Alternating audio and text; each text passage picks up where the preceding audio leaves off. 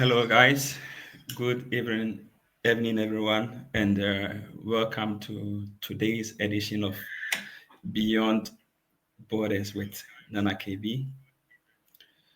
So, yeah, at the moment, I'm waiting for my guest for him to join the live, and then yeah, sure, we can start it all together. So, if you join the live, just let me know, and then yeah, definitely we can just also I can just give you a shout out. So let me know if you are on. Let me know if you are on, guys.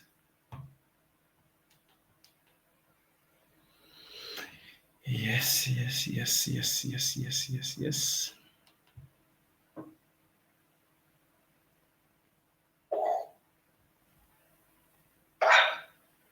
Yes, yes, yes, yes, yes.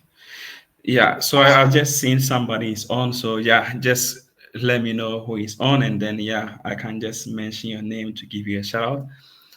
We are still waiting for the others to join, and then we can also accept from our guest today, that is Nana Bafo from Canada, because he's going to take us through everything today. So definitely, as I said, if you just join, you let me know, and then I can give you a shout out, invite others, share to your group pages so that others too can join the live section. Yeah, sure. Because I think there was a change in the time, so definitely we had to reschedule it.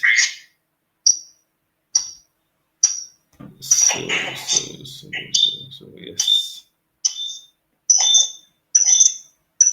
Oh, okay. Hi, Clinton, and hey, Helen. I'm gonna respond to your message when I'm done with the live video. Please forgive me. Yeah. Okay. Yes. Yes. Yes. Yes. Yes. Yes. Finally, Nanatu is on. Yes. So I'm just shifting the. Okay. Let me add him to the stage. So yes, yes. That is a brilliant setup. That is a brilliant setup for today. I had to go through a whole hell to just get a setup done. I know. Yeah. Yeah, I have to go through a whole hell to get the setup done. So yeah, I think let me just put in my headset and then I can be listening to you also from the side. So as we have only 7 people joining. Hi Gucci, hi Ransford and Sissa, right? If I got the name right, sorry if I didn't get it, forgive me.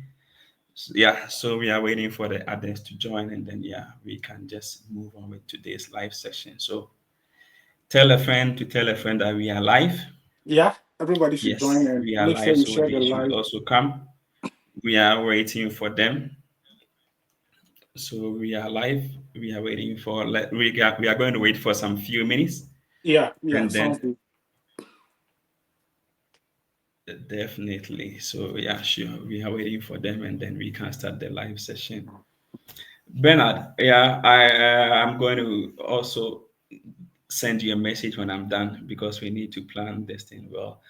Hi, Felicia. Felicia, yeah, I saw your message. I was just a little bit busy.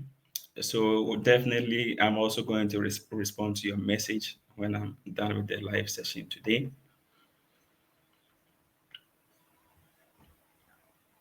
We have 8 people on the live, which is because we have to wait for them because today's live session is really important. Yeah. The Yeah. other It one is. was much important, but this is also really important Exactly. because I got a lot of messages from you guys that you haven't heard from your agent and other people. So today I invited our brother to join us, and let me also say thank you to him for accepting our request to come on the live to just Oh, educate us about anytime. Canada.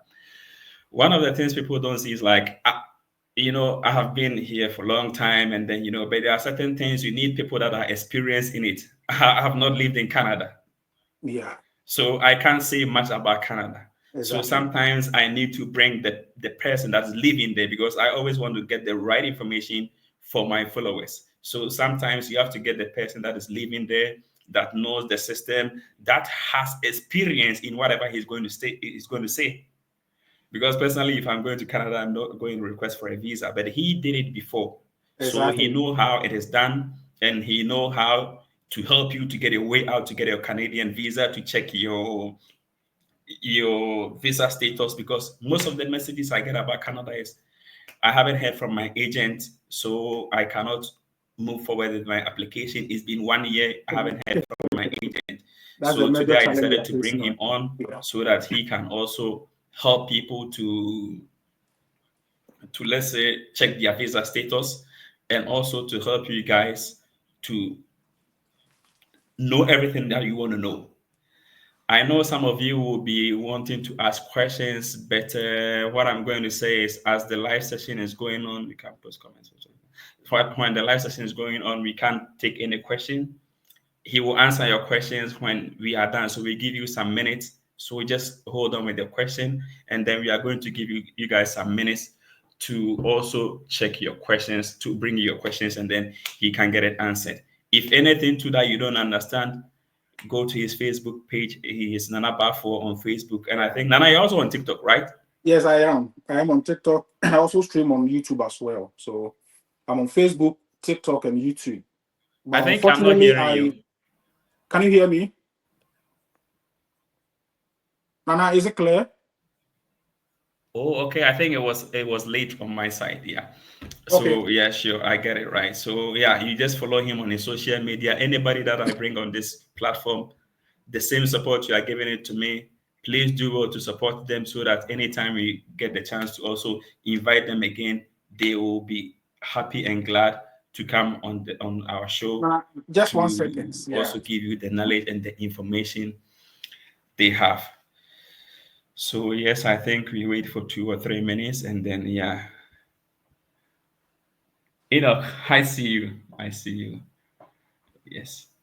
So yes, you see, he has going to bring a whole pamphlet. Means you are going to be lectured today. Get your pen and paper, because like one thing I want to tell you guys is, I post a lot in a day. I know. So please do your best to take note or make a screenshot of the post that you think is relevant to you. Because I also find it difficult going back to my own videos to search, or my own page to search for some post I made even days ago. I cannot remember and I cannot find it. So when you see something that is of your benefit, please make a screenshot of it, and then you can just take it out from there.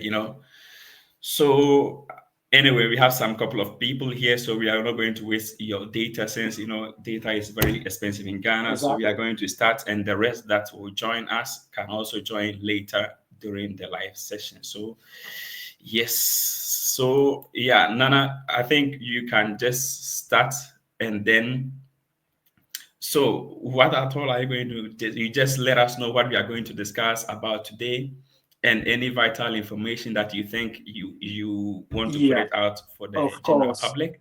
But first, we want to know a little bit more about you and a little bit more about Canada in the general as a whole before we just can move on. So, thank you. Okay, thank you so much. Now, before I move on, let me take this opportunity to appreciate your good work. In fact, some of us, we follow you from afar, or we admire your good work from afar. I've been following your page, and I see the kind of impact you're putting out there. Let me say thank you, and let me use this opportunity to also thank your cherished followers who always contribute to your page. Make sure they share your content to bless their brothers and sisters out there. Nana Bafo is a Ghanaian from Asante Mampong, but I didn't stay there for long. I had my basic education in the Western region, precisely in Sarah, in the Western North. Yeah, so from there I moved to Kumasi to join my late brother, who took care of me in my secondary school education, where I attended Mankranso Senior High School. So I'm not somebody who is much into education. I didn't get opportunity to further my studies in the tertiary level. So after completing secondary school, it's a whole lot, and I don't want to dive into it. But I always thank God for the opportunity that I can express myself and then share the little I know for the people to understand me clearly. So after secondary school, I had the chance to work with Sefem Oil as a supervisor, where my boss saw the potentials in me. So he moved me from fuel station aspect to join his business as in sales manager. So I became a sales manager in one of the biggest frozen food company in Ghana, where I was a sales manager. I worked with the company for almost 7 years when I had a chance to come to Canada to further my studies. So I came to New Brunswick to do our automotive service technician, where I graduated last year. So currently, I have a work permit working in Canada as a temporary resident. Nana, so basically, this is something little that the public need to know about me. Yeah. And when it comes to Canada, Canada is it's a country that people are aspiring to come and then further their studies. One can enter Canada through education. Either you can come on That's then very visit. impressive of you. Like, yeah, it's good. You also let us know a little bit more about you and about Yes, where you started from.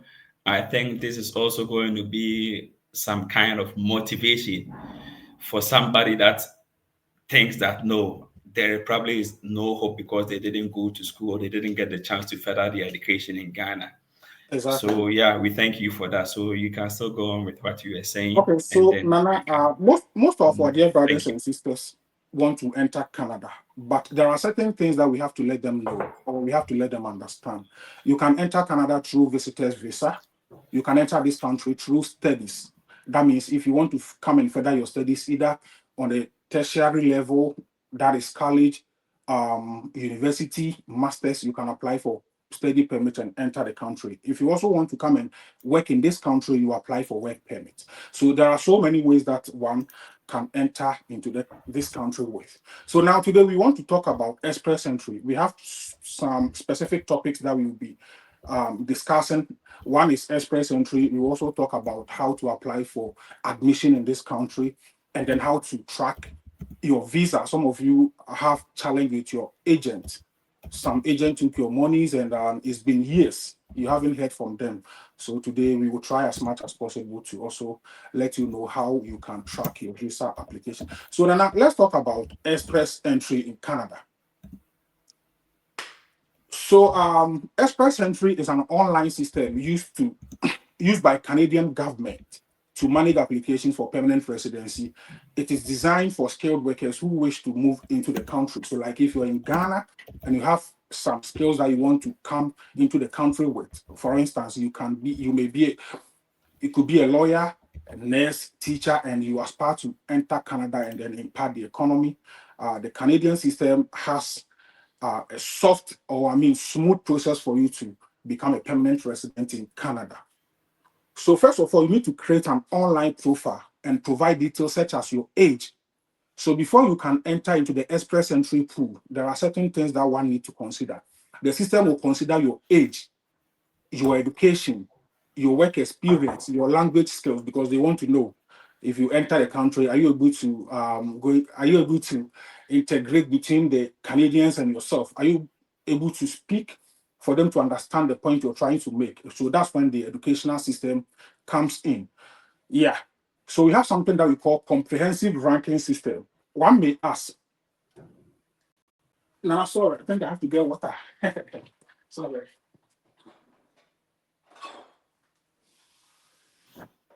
Ah,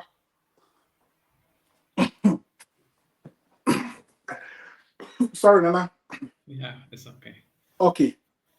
Charlie, sorry guys, I had to get some water because my throat got dry. So, like I was saying, there is something called comprehensive ranking system. You have to know your score because your educational system will give you some point, your work experience will give you some point. If you are married, or your marital status will also give you some point. So we have something that we call comprehensive ranking system. The highest scoring applicant receive an invitation to apply. That is called ITA for permanent resident. So once you provide the information that the system is requesting from you, I don't know if time will permit us, we can go through the system and see what the comprehensive ranking system is. So just a minute. Now the system will ask you about your marital status. So if you click on the marital status, the system wants to know if you are married or not. So we now you get my point.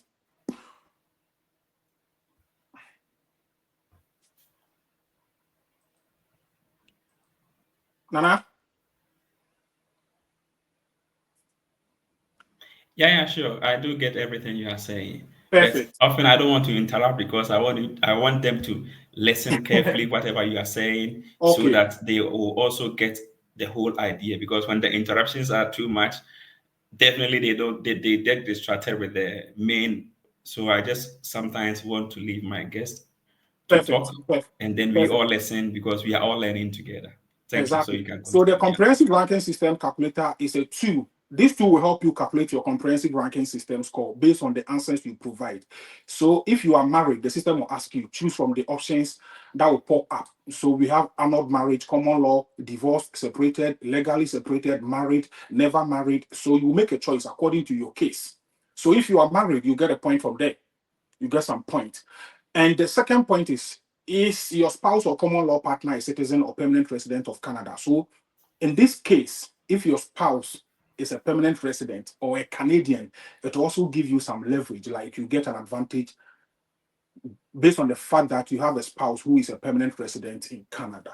That is something that we should also know. So you select from the options that will pop up. How old are you? Like I said, your age also matters here. Your age will determine how much score you're going to get from the age aspect. So now choose the best answer. If you have been invited to apply, enter your age on the date you were invited. This is also something that you need to know. If you plan to complete the express entry profile, enter your current age. So let's say if I think the lower your age, the higher the score that you're going to get. So if you're grown, I think your score might drop. But if you are in your teens, like if you're in your 30s, and yeah, you get a higher score from the age aspect. So we have a lot. We have 17 and above, or less, 18, 18 years of age, 19, up to I think 65 or up to 45 years and more. So you select from the drop box according to your age. In this case, there's no need for you to lie because once you are called or once you are picked, you provide evidence. You might provide your date of birth, your passport has everything regarding your personal information. So this is not something that you have to provide any lies. What is your level of education? Enter the highest level of education for which one, a Canadian degree, diploma, or certificate, or hard education credentials assessment, ECA. If you did your study outside Canada, ECA must be from an approved agency in the first 5 years. So, Nana, this is what one needs to understand. Your level of education also matters here. So, if you are just a secondary school diploma, you will select. If you are somebody who just completed 1 year program at the university, college, trade, or technical school, or other institute, you also select from the drop box. So for the people to understand what we are doing clearly, you have to start writing things down. Comprehensive ranking score, that is the CRS score. CRS score. You go to Google, you type in, and then you begin the process from there. So this will give you a clear understanding or a clear picture of how much you score for the Canadian Express entry um, profile. So let's quickly jump to other matters. So now I don't want us to waste time on this particular thing. Let the people do this at their own free time. So we have popular express entry programs. We have federal skilled worker program, that is FSWP.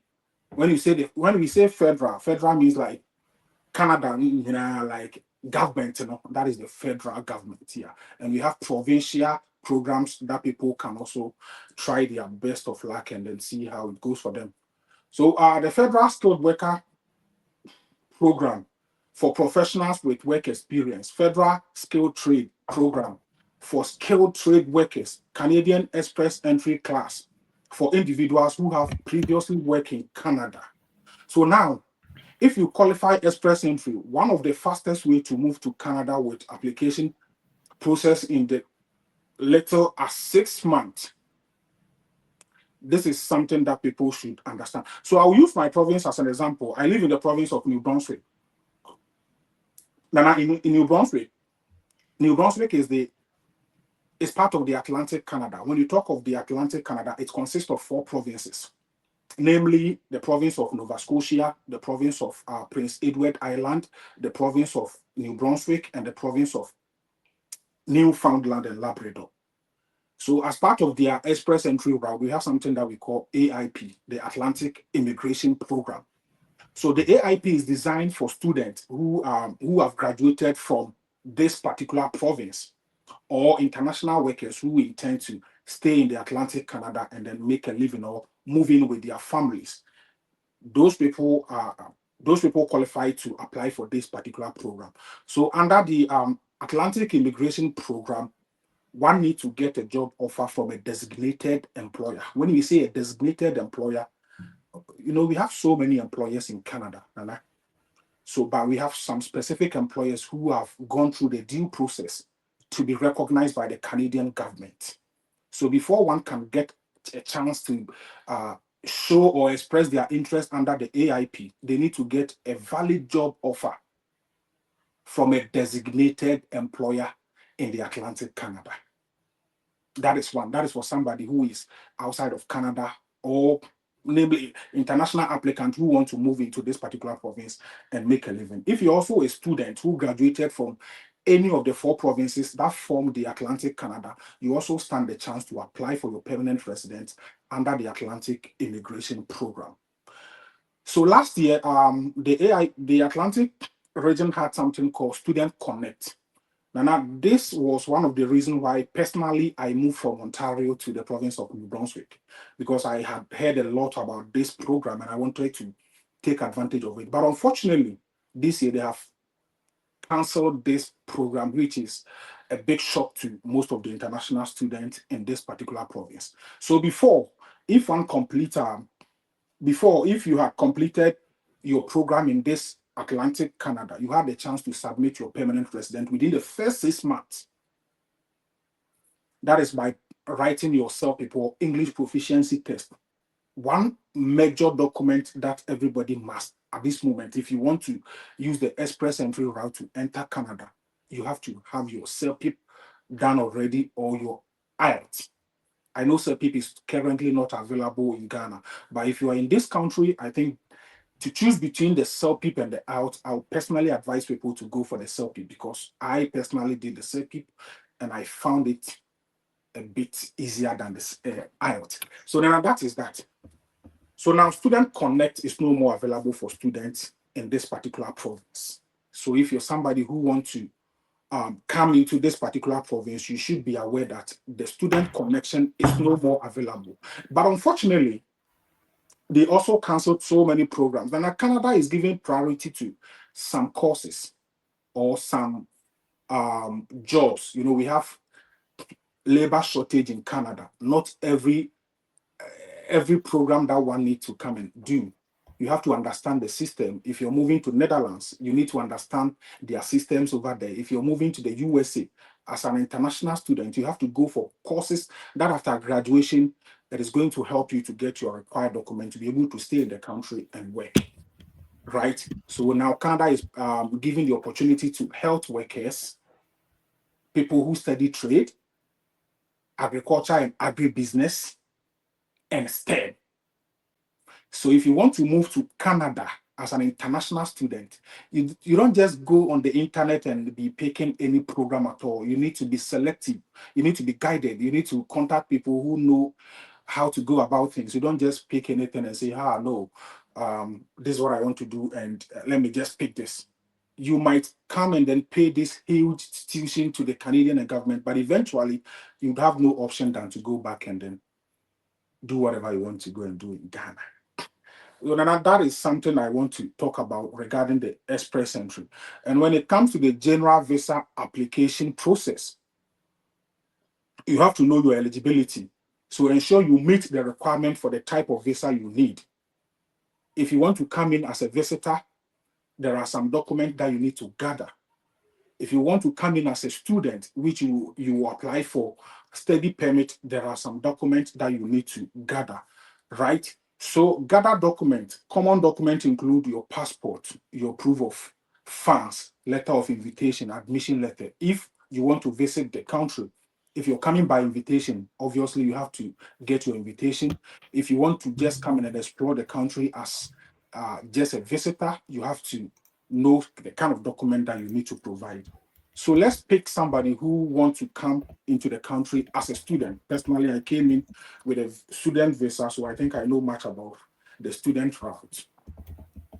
So first of all, you go to the internet and type DLI schools in Canada. So what does the DLI means? The DLI means designated learning institutions in Canada. Sorry, guys.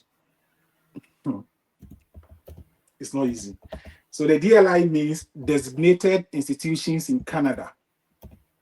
You don't need to choose any school at all. Some schools are not designated. So if you come to a school that is not designated, Nana, after graduation, you will not get the opportunity to apply for your postgraduate work permit. So what it means is that after you have completed, you have no option than to go back to your home country. But our dear brothers and sisters back home, everybody wants to come to Canada with a study permit, hoping to get their way out after they have completed the school. So it is always advisable for people to understand this particular point, that you don't have to just choose any program at all. Choose a school that is designated learning institution.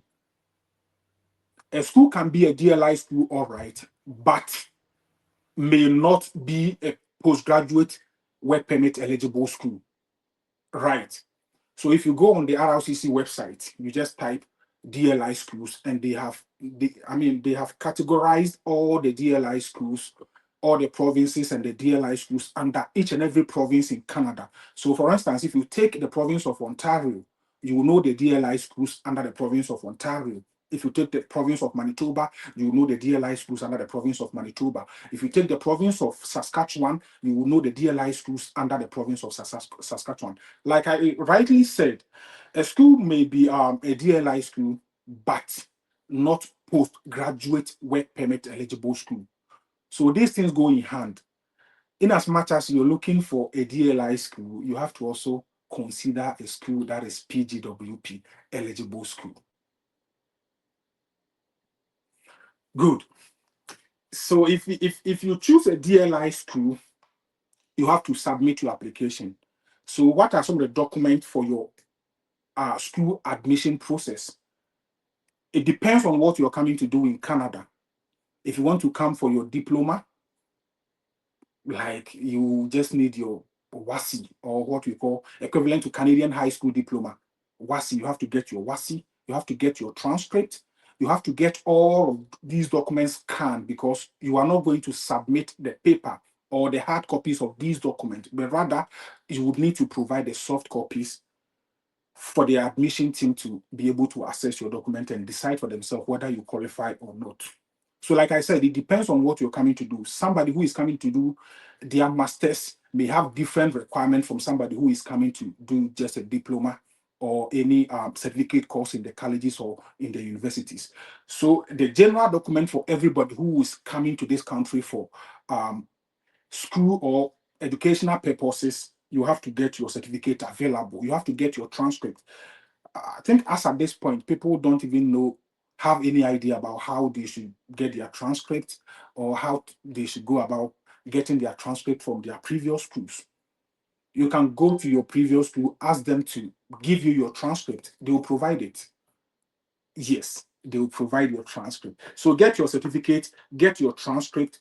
Some portals will request your passport data page, Nana, in the admission process. Some way, somehow, you may need your passport data page. So if you want to travel to Canada to further your studies, that document too is very, very important. It is important in your admission process. It is important in your visa application process. Some schools will also let you provide your bank statement, but Canada is not common.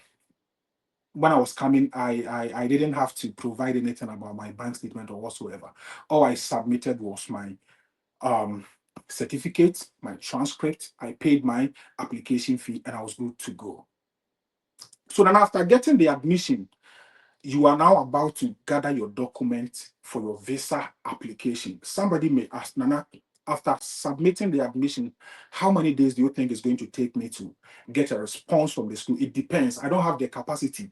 I don't have the right to let you know how many days it's going to take the school. It is human institution, and the less document that they have on their table is going to Can fast. I can I interrupt if you don't mind? Perfect. Yeah, my question is, my if you can let us know the requirements again, I'll be grateful for the school application, even Okay, before we start with the visa documents needed. So if you can go over the documents that is okay. needed for the school application, school admission process, we'll be very grateful. And Yeah, please do well also to write whatever he's saying also down, because automatically after 30 days Facebook is going to take this live video yeah, feed off from my page. It wouldn't be me, it's Facebook. So if you only listen and don't write anything down, maybe by the time you come back in a month time, it would the information wouldn't be there.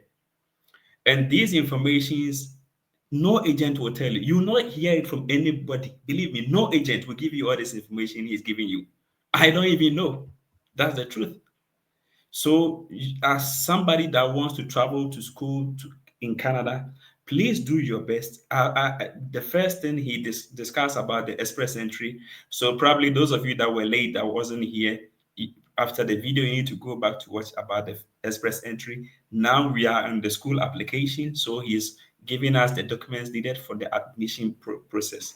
So, please take a pen and a paper, write it down so that next time when you need it, you will get it back. Because like sometimes I get message in my inbox, please, what are the documents needed for the school application? That is why I always tell you to follow my page. Now you are not here watching this live and you will not go back to watch it. But the next morning you will come to my inbox. What did he say? Believe me, I'll read your message and not reply. yeah. I'm just being honest with you. A lot of messages I read and I don't even reply because the information you are seeking for was given on the live video. But instead of, I don't know, so called or whatever your reasons may be, you didn't bother to come to check or bother to join the live. So when the person is done and you come to my inbox to ask me the same question, respectfully, I will not reply you. I've been posting this flyer between the interview between me and him since over a week. So if you don't join, please, please, please stay peacefully and leave my inbox peacefully. Because if you come to ask me the question he has already answered, I wouldn't mind. So take a pen and a paper and write everything down. God bless us all. So, brother, you can just continue again. Thank Okay, you. Nana, thank you, thank you. Let me take my time and then explain things to them properly. So, like I said, it depends on what you are coming to do in Canada. If you want to come and pursue your degree or your diploma or certificate courses, the basic requirement that the school is going to ask from you your certificate, your senior high school certificate, sometimes your polytechnic certificate or your HND. If you want to come and pursue your degree, you will have to get your high school certificate, your high school transcript. If you have HND, some people after graduating or after completing their high school, they were able to do their HND before they want to even come and pursue their degree in Canada. So any document, Nana, when it comes to admission, any academic credentials is important. Any whatever that you have that you think it may enhance your chances of getting the admission, you don't have to leave any stone unturned. Add everything. There's a saying that, and I'm not saying quite what you say, and try as much as possible and add everything. So you have to get your transcript, your certificate, your application fee. Canadian school application fee, I think the highest you could pay should be around 120 Canadian dollars. Some take $100. $100 is the common one that you must pay. And if you're fortunate, you will get a school that is going to even waive your application fee. For me, for instance, when I was coming, I had the opportunity to get a school that I did not pay any application fee. So I was fortunate. During my process, honestly, I was fortunate in everything. I let me say I had favor from God. I was fortunate and I had everything easier. But now things are not easy as it used to be. So these are things that people should understand. If you want to come and pursue your degree, you will need your transcript, your high school. If you have HND, you need to add it. You have to get your application fee. You have to also get your English proficiency score. But because Ghana is part of the Commonwealth nations, we were taught from kindergarten to the university level with English language. Most of the schools in Canada do not require us to provide English proficiency score. Sometimes you go to a particular school website and you see, as part of the requirement, you see English proficiency score. And this has been getting people confused. They get to me and say, Nana, I want to come to Canada, but the school is asking me to provide my English proficiency score. Bear in mind that the document that you see over there, it's a general requirement. You know, Francophone countries are also applying to the same school. Other countries who were never taught in English are also applying to the same school. So just take your time, go through the requirement, and some schools will be specific. Some schools will let you know that if you are from these countries, then forget about this English proficiency score. If you are from these listed countries, you don't need to provide anything like English proficiency score. It happened to me when I was coming. I applied to Niagara College, Ontario, and later the school wrote to me that they need my English proficiency score. But I have also taken time to read about their requirement, and I knew that people from Ghana were not supposed to provide anything like English proficiency score. So what I did was I wrote back to the school and I let them know that, look, I have carefully read whatever is on your website, and it says that people from Ghana are not supposed to provide English proficiency score. So I'm kind of confused. I don't know why the school is asking me to provide English proficiency score. So the next message I got was, sorry, Isaac, sorry, if you're from Ghana, it means you're not part of the countries who are supposed to provide English proficiency score. So sometimes paying attention on the school's website is very important. Don't just go and be reading and skipping things. Pay attention to every details. Now, one more thing that I want to put across is sometimes we go to the school website and we fail to learn more about the tuition and the refund policy. I've had a couple of cases where people apply to a particular school, they got admission, and they were later asked to pay some certain amount when they were not able to. So they wanted to seek refund, and the money had already gone waste. You get my point? So if you go to every school website, another very important information that you need to seek is their refund policy. For instance, if you pay like 10,000 Canadian dollars, hoping to get your visa, and things doesn't go as you anticipated, how much is the school? How much is the school going to pay? Is the school willing to refund the payment that you're going to make as an initial deposit? These are some of the things that the people need to understand. Pay attention to every details. If you're not clear with their refund policy, sometimes you can call the school. One advantage is if you're making call from Ghana to a Canadian number, you pay less. You pay less as compared to somebody who is making call from Canada to Ghana. So we should adapt this attitude of calling authorities by asking them questions. Sometimes we fear to approach people. That is our major challenge. I am not clear with this. Instead of me to pick my phone, go to my email, send them message and ask them questions. No, I have to go and ask third party. Let me go and ask another for. No, we don't know everything. We don't we don't know everything. So develop the habit of calling institutions, ask them questions on phone. They have your time. They have your time to provide you with any information that they are expected to. So now this is something that the people should understand about document that one may need to apply for admission in the Canadian institution.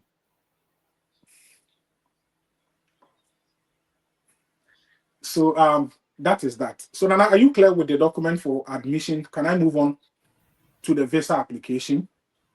Thank you. Can I move on with the visa application?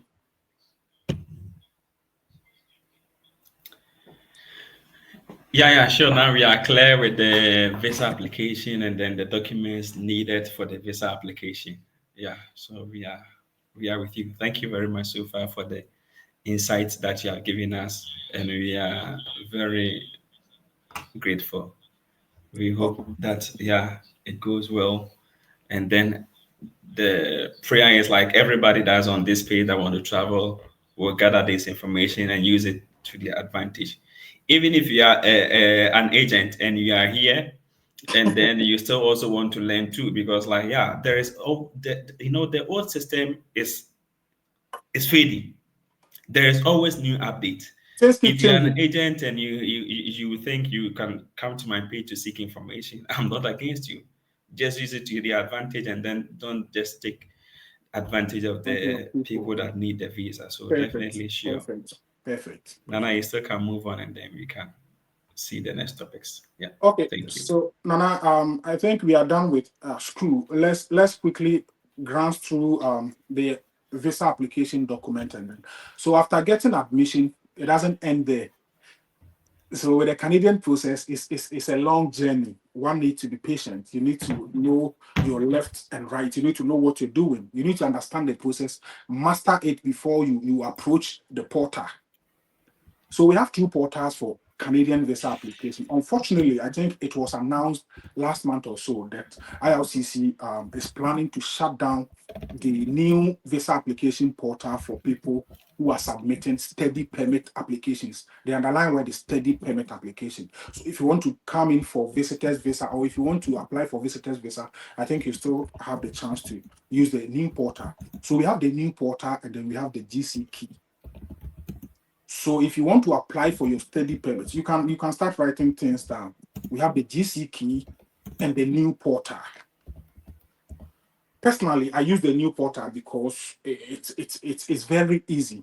But currently, I'm not sure that portal will be available for people to use for their study permit purposes. I'm not too sure.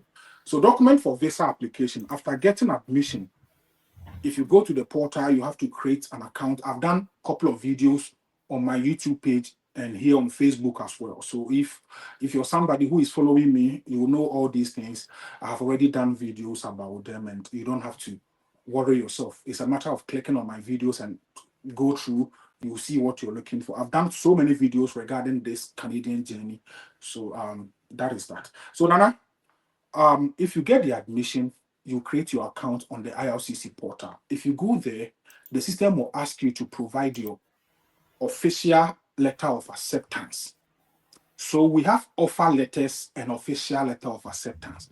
So somebody may ask, what are the offer letters? So some schools will let you know that Nana Bafo, we noticed that you applied to this program, you have been accepted, conditional offer letters. But before we give you the original acceptance letter, you need to make full payment of maybe your first year fees. You need to pay half of your tuition before we will issue you the original acceptance letter. You cannot submit conditional offer letter for visa application. It is not done. They are going to refuse you. It is a conditional offer, so it has some conditions that you need to meet those conditions before the school will give you the original letter of acceptance. So with the correct or the official letter of acceptance, it doesn't have any conditions as in financial requirement or whatever. It means you have paid and the school is giving you that offer letter to show that you don't owe the school. Maybe the amount due will need to be paid after a couple of months or maybe a year after. So that is that. So if you get your official letter of acceptance, you have to prove to the visa officer how you are going to find yourself in Canada. Now, this is very important. Proof of funds. Sikasem Kudi Jete out back Canada. Who is going to pay your tuition fee? How are you going to pay your miscellaneous expenses? How are you going to rent? How are you going to pay the due balance of your tuition fee? So before our time, the financial requirement for international students was 10,000 Canadian dollars. So one may ask, Nana, how much is okay for me to apply for my study permit? How much? Nana, honestly, because I am not an immigration expert, I don't have the capacity to, I mean, put out any figure, but I can let the people understand the circumstances or, I mean, the criteria in which will guide you to know whether the amount you have is adequate or inadequate, right? Yeah, so it is on their website that anybody who wants to enter Canada, you have to put aside your first year fees. After putting aside your first year fees, make sure your bank statement has 20,635 Canadian dollars. So me, I always run it as 21,000 Canadian dollars, approximately 21,000 Canadian. This is a must. It is not something that you can skip. You must have that amount in your account. 20,000 20,635 Canadian dollars plus your first year fees. So I keep advising people, Nana, if you want to come to Canada with study permit, we should always go for schools with cheaper tuition fees. Because the higher your tuition fee, that means you have to get a bank statement, which is, I mean, fat bank statement with huge amount. And we know our situations back home. Some of us are being sponsored by family members. Some of us are being sponsored by friends. Some of us are being. It is not money that is coming from our own pocket. Sometimes we have to solicit funds to be able to gather this money and then meet this requirement that they are looking for. So you have to look for schools that are cheaper in Canada. And first school that I'll give you is Memorial University of Newfoundland. Memorial University of Newfoundland. This is one of the cheapest school in Canada. So if you want to come to Canada to pursue your degree, master's, anything, just go on their website, look through their programs. If you're interested in any of their programs, start from there. I can assure you they have the very cheapest tuition fee in the Atlantic Canada and even Canada at large. So then that is something that we should know. So after getting your official letter of acceptance, after getting your bank statement, you need to let the officer know why among all the countries in the globe, you chose Canada. What motivated you? What are your motivations? Why? Why didn't you decide to go to France? Why didn't you choose Netherlands where another voice? Why didn't you go to Germany? Why didn't you go to Spain? Why Canada? So we have something called statement of purpose or letter of intent. It is a letter or essay because Canada visa application these days we don't go in person interview. You have to do everything online. You have to write everything on paper, scan, and then upload it as part of your document. So you have to let the officer know why you decided to come to Canada to further your studies, but not any other country.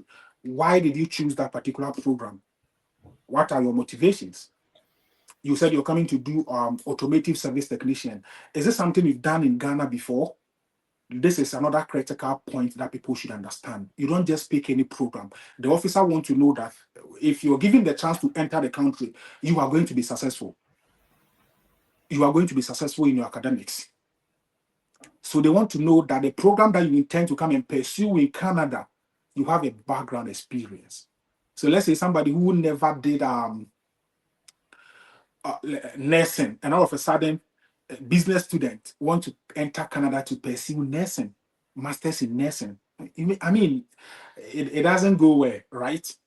If you want to come and pursue masters in nursing, it is expected of you to exhibit some nursing experience on your resume. You have to let the officer know that for the previous years, you've had a chance to work as a nurse, you had a chance to work as a health worker. Like, let the officer know that you are not choosing the program for choosing sake, but you have an experience that after getting the opportunity, you promise to be successful. You'll be a successful student in Canada, and then come home with your experience to promote your country or your business back home. So this is another critical point that people should understand. So now we've talked about official letter of enrollment. We've talked about proof of funds. We talked about how do you call it? Statement of purpose or letter of intent. Another major factor that we can't put aside, it is very important, is home ties. Nana, home ties. Home ties. I know you know a lot about home ties, and I've been following you. I know I've seen you sharing ideas about home ties and stuff, and that's why I said you're doing good, you're doing well. And a home ties is very important. This is going to help the officer to know that this person going to Canada is definitely going to come back to their home country because of this thing that they are living back home, right? So if you're married, you can use your marriage as home ties.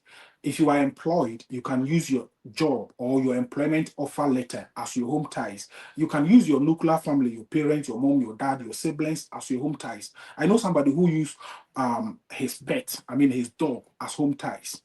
He got first refusal. The second one, the officer was talking about home ties. So this guy took pictures with his pet. I mean, the dog that he was feeding almost every day. Took pictures whenever he had work with the dog. He took so many pictures and added everything to the application. And fortunately, he got the visa approved. So home ties is something that the officers want to know that after giving after giving the chance to enter Canada, are you sure what are the things that we should believe that if this guy after graduation he's going to return back home. And after getting all these documents, now you have to merge them. You have to understand where and how to upload all these documents. If you go to the system, if you're about to submit your visa application, we have a place that the system will ask you to provide your letter of acceptance. At that section, if you're using the new portal, you only submit a document with a size of 2 megabytes. But if you go with the GC key, you have the chance to submit a document at the maximum of 4 megabytes. Right. So the system will ask you to provide your letter of acceptance. My dear brothers and sisters, your passport is not your letter of acceptance. Your birth certificate is not your letter of acceptance. Some people say, okay, because my documents are many, let me try and be smart. Let me merge my passport with my letter of acceptance and upload it. No, just be a law-abiding student. Prove to them. You understand? Let the officer know that you know what you're doing. You don't do things anyhow. You follow instructions. The system says provide your bank statement. Provide your bank statement. If the system is specific, these are some of the reasons why people get refused. Nana, they mess up with their document arrangement. They mess up. Sometimes when people send you their document for you to go through for them, and you see that no, we don't do things anyhow. Just be like follow instructions. I don't know the right word to use, but follow instructions. Put your bank statement, put your bank statement. Put your marriage certificate, put your marriage certificate. We have options where it says optional document. Now, at the optional document, the system is not specific. So at that section, you can merge any document that you think after adding to the application, it is going to enhance your chances of getting the visa.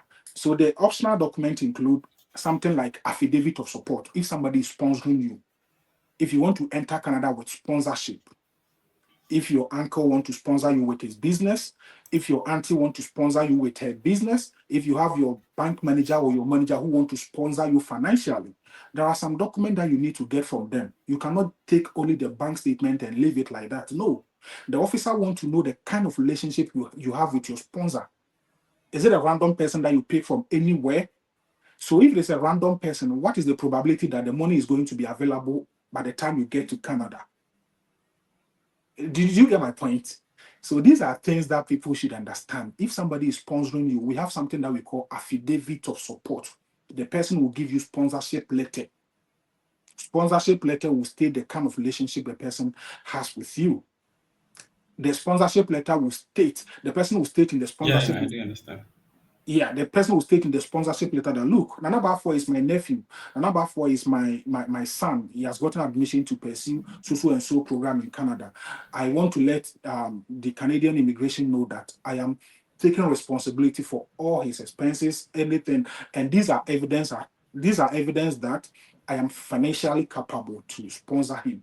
I am providing you with my bank statement. I am giving you with my passport biodata page. I mean, there are some documents that you need to gather from your sponsor. You don't just collect the bank statement and say that is it. Many people have gotten refusal based on the fact that they were not able to establish the relationship between them and their sponsors. And some of the documents that one can use to prove their relationship between them and their sponsors are, if you have a previous picture, if you have picture with your sponsor, you can add them. If you have any chat history, like if you take Nana Bafo and a conversation between Nana Bafo and let's say his nephew, you could clearly tell that look, this conversation is between relatives. This conversation is not just boyfriend, girlfriend. This conversation is not just a random conversation. This is between somebody and his son, somebody and her daughter, somebody and his daughter, right? So you can establish this relationship. You can provide these documents to prove your relationship with your sponsor. You can also use birth certificate, Nana, birth certificate. If you want to come to Canada, one of the strongest documents that you can use to prove your relationship with your sponsor is birth certificate. This goes to people who are using their parent. I beg you. I know after this session, people might come and say, Nana, I got a sponsor from this place and I don't know how to prove my relationship. I beg you. I beg you. If you're using your parents, if you're using your mom, if you're using your dad, and you don't know, you don't have any idea on how to prove your relationship with them, you can go by using birth certificate. So now, if I take my birth certificate, for example, my birth certificate has my mother's name on it. My birth certificate has my father's name on it. Right. So let's say Nana Bafo, I want to use Nana Bafo as my uncle. I am claiming that Nana Bafo is my uncle and he's willing to sponsor me. I have to prove that truly Nana Bafo is my uncle. And what are some of the ways by doing that? You collect Nana Bafo's, you take Nana Bafo's birth certificate. So if you take an Abafo's birth certificate, an Abafo birth certificate has his mother's name on it, has his father's name on it. If you take you the applicant, your mother's birth certificate too has their parent name on it, your mother's parent name on the birth certificate, and your father's parent name on the birth certificate. So you can link the two. You can link the two. The officer will know that, oh, okay, an Abafo mother name is the same as Isaac Owusu's mother's name. So obviously, you guys are relatives. Even though you might not have the same surname, but the birth certificate will prove a point that these guys are relatives. So these are things that people should also understand. So then after getting all these things, one is ready to submit a solid visa application. Yeah.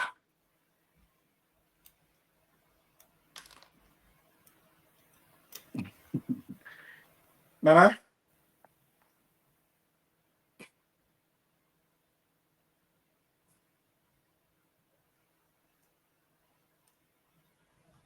Nana, you got my point. All right. Thank you very much for this presentation. We really appreciate. And I think it's clear and very understandable by every individual that is here. Yeah, I do really get your point. And I think somebody also asked the name of the cheapest school in Canada, as you already mentioned. I think I wrote it down here. So I just wanted to go through so that you can just mention the name of the school again. And then the person can write it down and later guys, I got my pen here, so you need to get your pen and your paper. Take every important information, as I said, that you need from this page. Unless you have $15,000, $20,000 to pay for an agent to give you a 6 months visa, that you have to always do hide and seek with the police. We are giving you the easiest way that you can use to go travel abroad and also get your residency, whether permanent or whether temporary, or later apply for your passport. That's why we are here. We are not here to take money from anybody to do Not at visa all. application for them. I always say, I will never take money to do anybody's visa application for them. Never. That is the least I can do. If I'm ready to help you, I help you for free. So as I said, just take a pen and a paper, write every important information that you think you may need down, so that the next time when you come back, because I make a lot of posts in a day. Believe me, it is difficult for me to find even something I posted 3 days ago myself. It's very difficult. So how much more you? So just please take a pen and a paper, write every information that you need down. If you have a question too, you can write it down, or you just can send it through the comments section. I'll be reading and writing it down. So later, when he is done, I can ask the question on your behalf, or you can just write it down. Later, when he finishes, I will allow you to bring in your comment.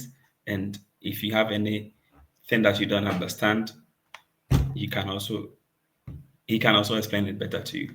Somebody has already gotten an information that there is a cheaper school. I even didn't know that there is a cheaper school that you can apply. I even didn't know that you need 20,000. So, like when he mentioned that you need 20,000, I asked myself, that bank statement I gave you, I could have given it to three people because that has $76,000. So, as I said, we keep learning. We keep learning. So, take your pen and a paper, write it down. So, the reason why sometimes I prefer you people to do your own application is I may not always be available on the internet for you guys to contact me to do your application for you. It is better if you know how to do it. Even you can do it for your friend, you can do it for your family member, you can do it for anybody. If you are really good at what you are doing, you can even use it as a side hustle. Do application for people instead of taking 10,000. The person can give you. You just go on a deal with the person. Oh, if your visa is approved, just give me maybe $1,000. $1,000 is like 160 or 150. If Yeah, you're able to do good application for people, and everybody is going to give you like 10 people, and they are going to give you 1,000, you have $10,000. that's good money. Sometimes you have the internet at your disposal. You don't need to be looking wretched or looking poor. Imagine doing coming to my page, learn all this, going back to the street or going back to your family or going back to the people around you, doing application for them. 10 people within a year, just do 10. You can make $10,000 from this. So whenever you come onto my page, take everything I'm giving here serious. You may not have maybe enough proof of funds. Okay, that's fine. But when you are able to do visa application for people, book appointment for people, be like I don't have any problem with agent, but when you take the money, just deliver. That's why if you don't deliver, that's why I have a problem with you. Yeah, So that's true. come here, learn, and then use it for your advantage. Because most people, even I told them to join, it's been almost an hour. Look at the number here. These same people will come tomorrow in my inbox, ask me the same questions that he has answered here. It's a Believe must. me, I will not reply. Most of you, I haven't replied your message because some of your messages in my inbox doesn't even need a reply because your answer is already on my page, but you decided not to pay attention, but to come to my inbox. I will not reply. So please join it yourself. I've pen and I have my book here. We are all learning. I'm writing the things that he's saying down. Yes, of course. The next time, maybe somebody also, I can also do it for somebody too. You can also do it for somebody, take $1,000. It's a cool job. You will not even, when you decide to do your own application, you not even spend a day. Imagine a day you can do one application for somebody and get paid like a $1,000. So just take everything he's saying here seriously. The name that he mentioned for the school, go back when he done with the presentation, go back on the internet, search for it. There is hope for everybody. Believe me, there is hope for everybody. So no matter how small your money is, you too can go to school in abroad. Believe me. As I said, I didn't even know there was a cheaper school in Canada. Now he just brought my attention to it. So now if I meet somebody and I'm talking with the person doesn't have much money, I can just give the person the name of the school, search on the internet, find, do your admission process. When you get it, you continue with your visa applications. So guys, let's take it serious, whatever he's saying. Don't just take it because we are not taking money from you. Because I know most of you don't value free things. You value No, yeah, that's true. maybe we charging you. But for your own money, bro, hands up. I don't need them. So now you can continue. Thank you. Okay, so good. I think somebody asked about that I should repeat the cheapest school in Canada. So let me go by the Atlantic province because the Atlantic province is, I mean, one of the areas that I always encourage people to move to. That is Nova Scotia. Nova Scotia is quite cheap, expensive, but it's good to live there. Yeah. So if you're stuck in any of the provinces in Canada, consider moving to some of these areas. Sorry to say, you're not stagnant. Like you're not tree, you're not river where you can't move. Even rivers flow through cities, and yeah, they keep moving from places to places. How much more human beings? Some people are in this country, and sometimes if you get opportunity to talk to them, they'll say, "Nana, I came to a school in Toronto, this province, and things are not moving well." And I'll be like, "Why are you not moving?" I originally came to pursue my education in a school in Ontario, but after several consultations and after my research, I noticed that look, the amount the school is taking from me, Nana, it will even take me 2 years and I will not be able to raise this amount. So what should I do? I had to quickly go to the internet, apply to schools in the Atlantic Canada, specifically Moncton. That is why I came to do my 1 year program. So people should learn how to move from cities when things are not moving well for them. So the Atlantic Canada has five cheaper schools. Like I said, Memorial University of Newfoundland. It is in the province of Newfoundland. This school is in the province of New. It is very cheap for people who are coming to do their masters, PhD, like even undergrad is very cheap. We also have Dalhousie. It is in the province of Nova Scotia. We have University of Prince Edward Island. It is also very cheap. We have Cape Breton University. It is also in Halifax, Nova Scotia, very cheap. And we have University of New Brunswick, where I am currently. So these are five cheapest schools in the Atlantic Canada, right? If you type Canada in general, you get schools like University of Alberta, you get schools like University of Saskatchewan. Saskatchewan is not cheap, honestly. Saskatchewan first year fees, it's not easy. You're going to pay around 40 something thousand, and it's going to affect your bank statement. If you go by a school with first year fees getting around 50,000, that means you are expected to provide a bank statement around 70,000 Canadian dollars. And that shouldn't be all. That shouldn't be all. If somebody is sponsoring you, Nana, I have also detected another problem that is causing majority of our brothers getting refusal from the ILCC. You see, sometimes we think because somebody is sponsoring us, oh, because my sponsor has provided huge bank statement, I have enough in it. I am submitting 10,000, $100,000, $50,000, 10 billion, 20 billion. So they don't see the need to add their personal bank statement. So you see somebody at the age of 35, you see somebody at the age of 40 applying for study permit, and they are not able to submit not even $1 bank statement in their own name. This is so bad. This is an indication that Ghana, where you reside, things are not okay with you. You are just looking for an opportunity to escape the poverty back home.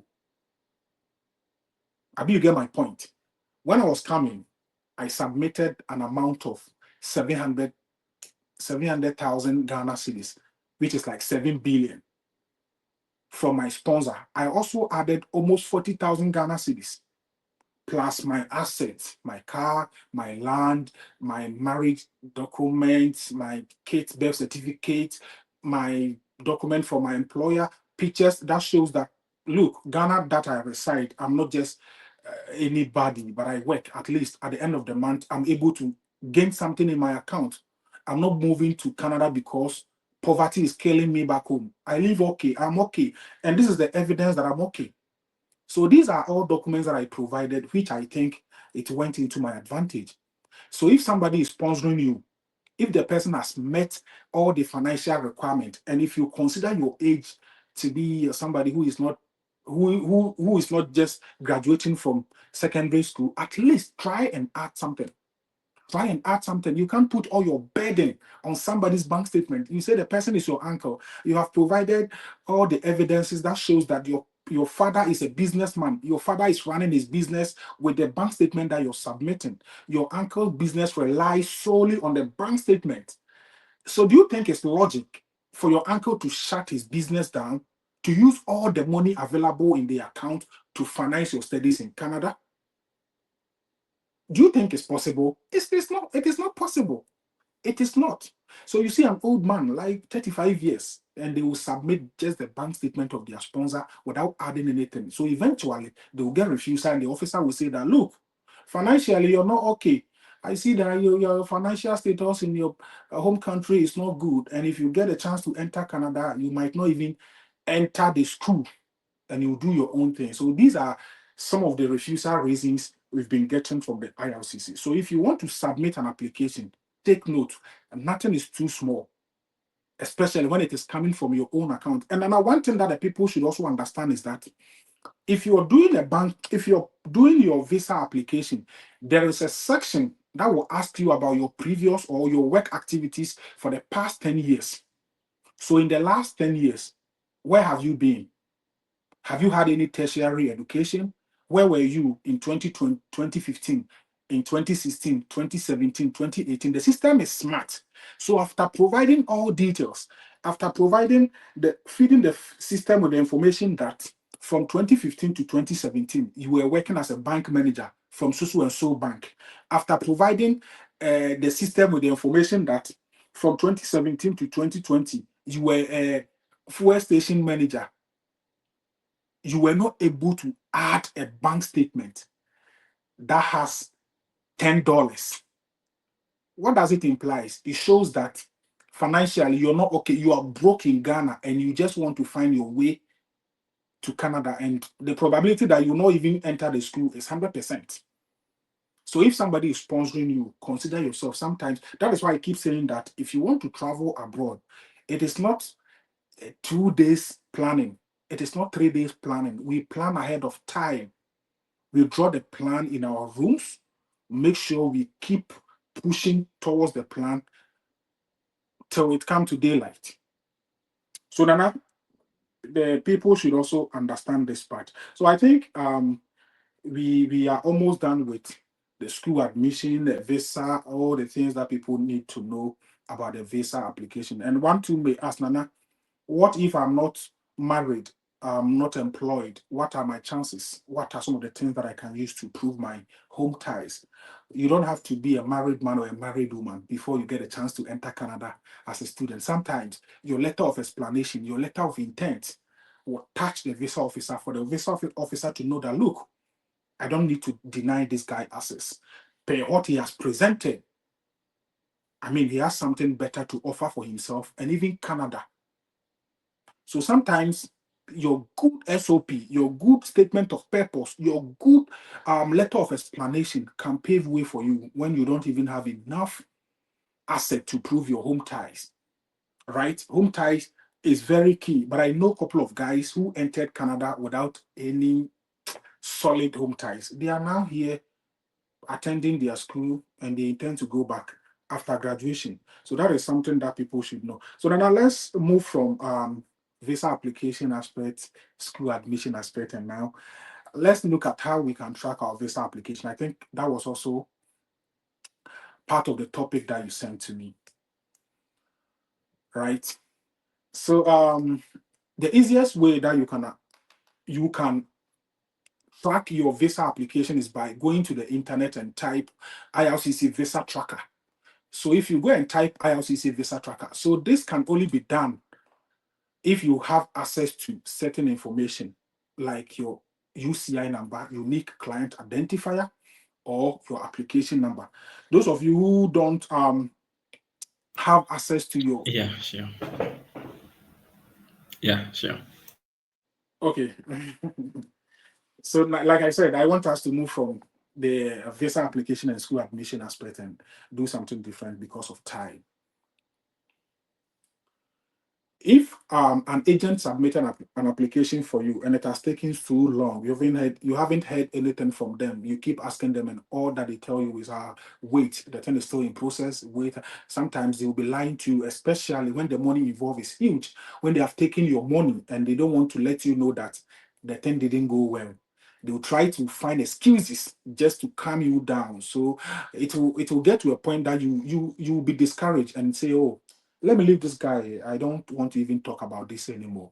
If you're in this situation, if you have your UCI number and you have your application number, go to the internet and then type how do we call it? GCK, sorry, um, GCMS note. Very good. You can use GCMS note to request for the update of your application or web form. So then a web form, this is how it works.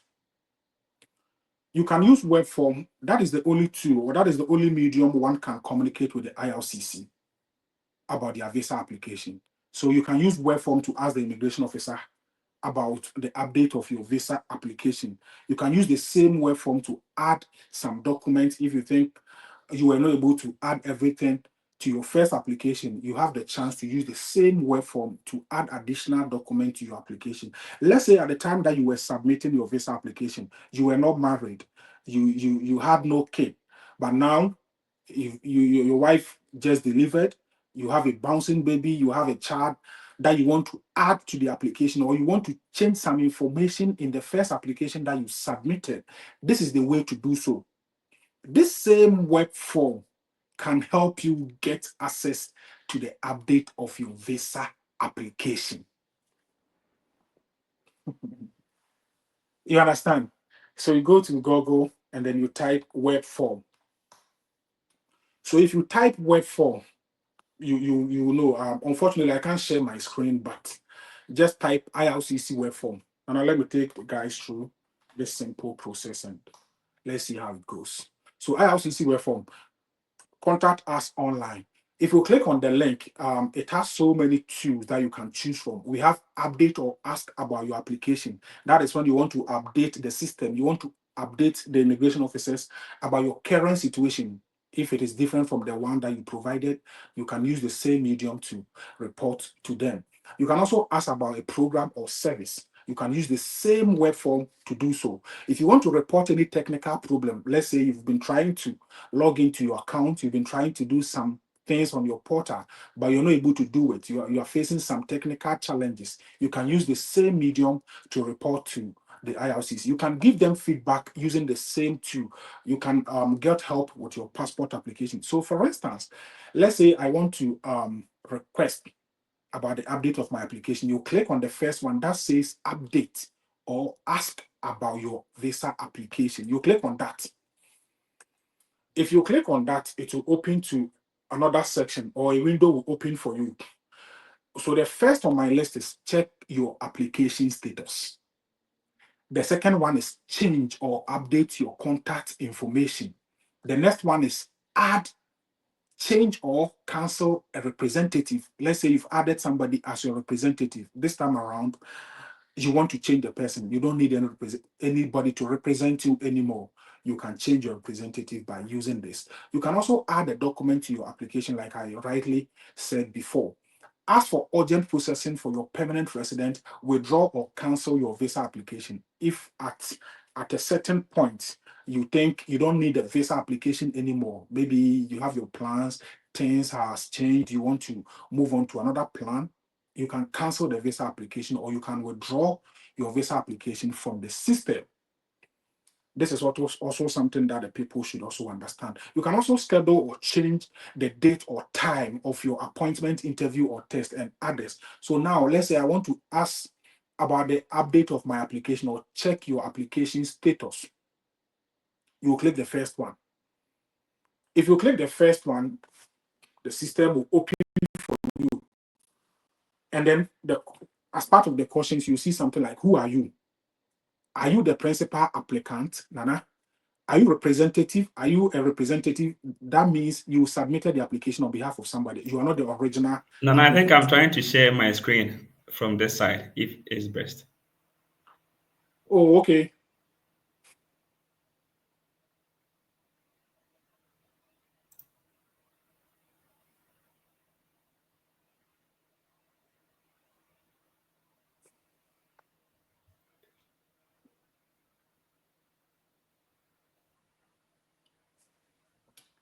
Is it okay?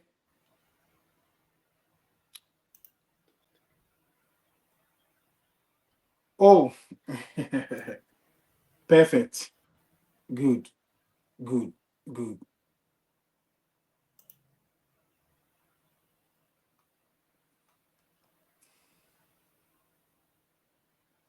I don't know if it's visible to your side. Yeah, I can't Okay, see it perfect. clearly, Yes, but I now. think if the I think people now can it's see, visible, if I'm right. if the people Yeah, can see yeah. it, I think it's okay now. Yeah. good. I'm okay with that. If they can see it, that's Mm-hmm. okay. Yeah. Good. So Nana, we are the session that says, who are you? It is required. It's something that you can't skip. So the first point is, I am a principal applicant. It means you submitted a visa by yourself. Nobody represented you. Yeah. Or So now let's go. Let's go. Let's go. Let's go. Let's go. Yes. So yeah, web form, right? yeah, IRCC web form. IRCC web form. I think yeah, you are right. I see Government of Canada. Yeah.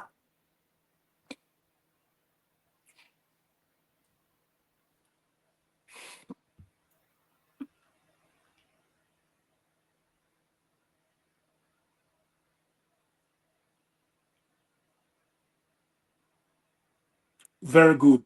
Yeah. Good. So you click on the first one, update or ask about the application.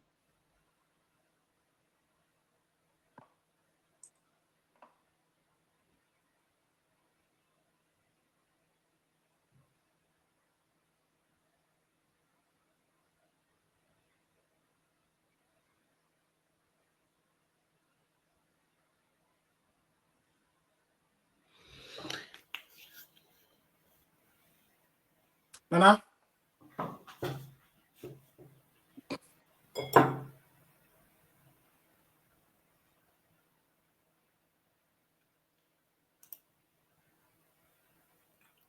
So here we are.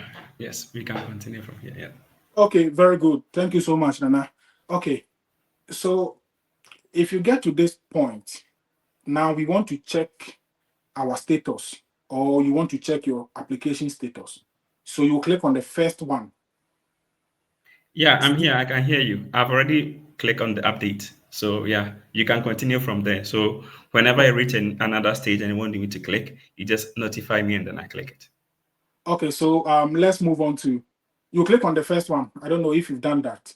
Update or ask about your application. Check your application status where it says who are you.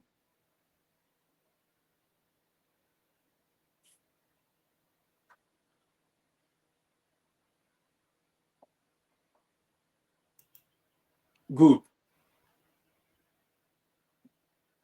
Go to web form. Yeah,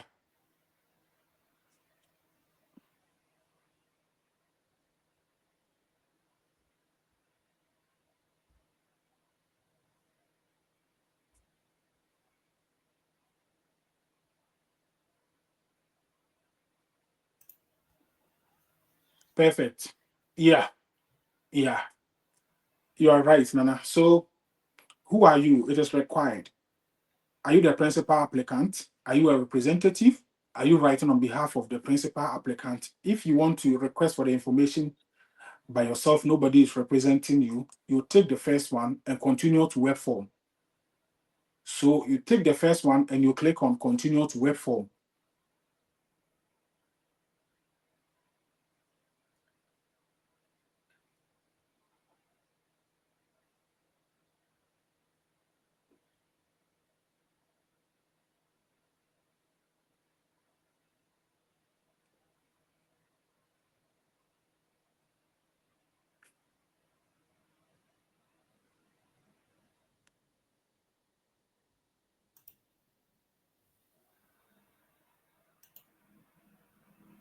Good. So this side it says tell us about I think at principal. this moment, if anybody is on our live and the person haven't heard anything about the his or her application and want us we use the person's credentials and logins, yeah, we can definitely do that for you. Yeah, we can So use yes, you as a case here we study. are. If you don't But care, if not, I don't think we can further present this because this place needs to be filled. It's required to fill because before you can proceed to the next and these stage. informations are confidential. These are not information that need to be on the public space, right? You can't share your UCI number to the public. Yeah. So I think at this point, if anybody is with us and you've gotten to this part, this is something that you can continue from here. It's a matter of letting you know how you're going to do it. So we have a place that it says tell us about the principal applicant. So we have first name, also known as given name. You check it if you think you don't know your first name, there is no first name. The next thing is last name, which is known as your family name or surname. You also have Yeah. to provide your email address. At this point, you need to understand that it is not by force to provide the email address that the agent used to submit the application. That is one advantage. If the agent used his or her own email address in submitting of your visa application, at this point, you can create a different email address and use it to get access to the information that you're looking for. So at this point, it is not by force to use the email address that the agent used in your visa application. So now you put in your email address, any email address that you want to use, you confirm it. If you scroll down, there's a section that says your date of birth. You have to provide your date of birth according to how the system wants you to do it. We have year, month, and day. If you see any section that is written against, that is required, you see some writings in red ink that says required, it means you can't skip those sections. They are not optional. You need to provide the information that the system is requesting from you. And if you go down, what is your application number? This is why we can't move forward, because application number is confidential. It is an information that we can't put on public space. Somebody's application number, put it here for everybody to know the application number. So you know your application number. Usually, if you're coming to school, it starts with S. If you're coming with work permit, it comes with W. If you're coming with visitor's visa, it comes with V, with letter V that begins with your application number. So this is something that people should also understand. If you move down, you will see a section that says, what did you apply for? So let's say you apply for refugee, temporary resident, permanent resident card, permanent resident travel document, citizenship. So because you apply for either visitor's visa, work visa, study permit, it all falls under temporary resident visas. So you click on that one. So after clicking on that one, the system wants to know much about it. So what application did you submit under the temporary resident? Did you submit study permit? Did you submit work permit? Did you submit visitor's visa? So it is up to you to make a choice according to your situation. So you click on the box and the drop menu will pop up for you to make a choice. So we have electronic travel authorization, temporary resident, work permit, study permit, visitor record, international experience, Canada, temporary resident permit, global skill strategy. So if you applied for work permit, you click on the work permit. If you applied for study permit, you click on the study permit. So if you go down, the system is asking about your UCI number. That is unique client identifier. This number is unique. Nobody has the same number as you. You can never meet your number anywhere on somebody's application. So it means this number is unique. So you need to provide your UCI number. And usually this UCI number can be found on the right or the left side of your either passport request letter, your biometric instructions letter. At the top left side of the letter, you will see your UCI number. At the right side of the letter, you will see the application number. Usually, it has a barcode underneath. So this is something that you should also take note of. So Nana, at this point, I think we can't continue because of the confidential information that we may not be able to proceed with. Because I cannot use my UCI number for this demonstration, and I can't use anybody's UCI number for this demonstration. But there is a point where it says, tell us about your request. So explain how we can help you in the text box below. You don't need to repeat any information you included in the field above. So now, after providing all this information, now the system will know that indeed the person Yeah, I requested. think further on they are requesting for the country or territory that you were living Good. in when you Exactly. submitted the application. Exactly. And the next is what's your nationality listed on the Good. passport you used to apply. Good. Good. Yeah. You will fill all this information. You will fill everything. You fill everything. So if you get to now, if you scroll down, you will see where I'm talking about. Tell us about your request. Keep scrolling, and you good, very good.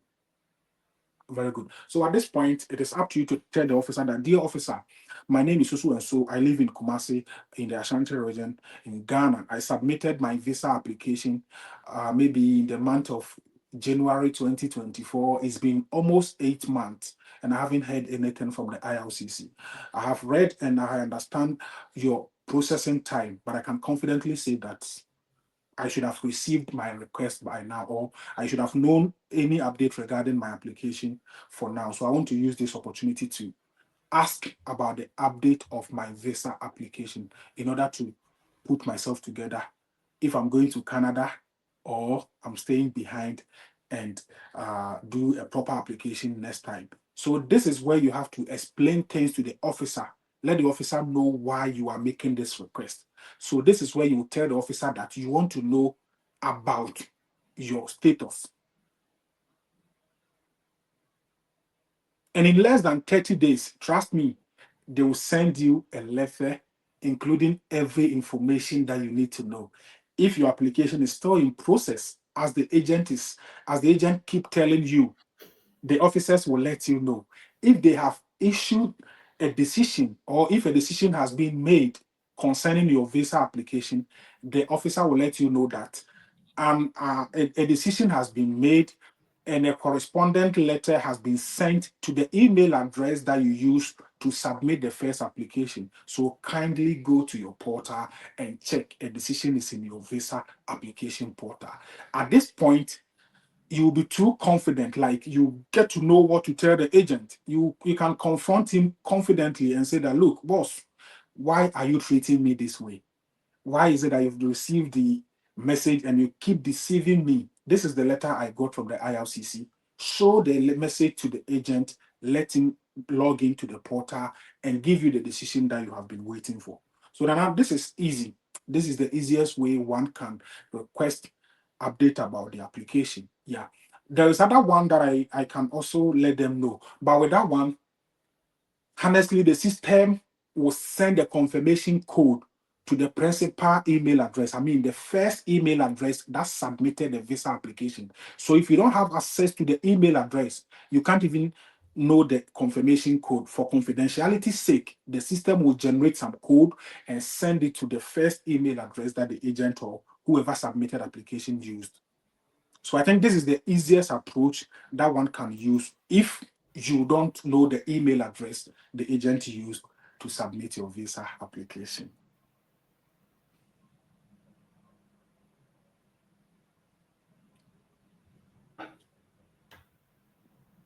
Yes. So Nana, I think that is that. I don't know if there are some questions for us to Yeah, ask. I think normally this is pretty much easier. And like that is why I told everybody to join the live. And at this moment, like, yeah, we are really grateful for the knowledge that you shared with us. So please, those of you that joined the live feed today, if anybody didn't join and want to check their visa application status, I do hereby declare that please charge them $100 each. If somebody contacts you that, oh, please, can you do it for me? Charge the person $100.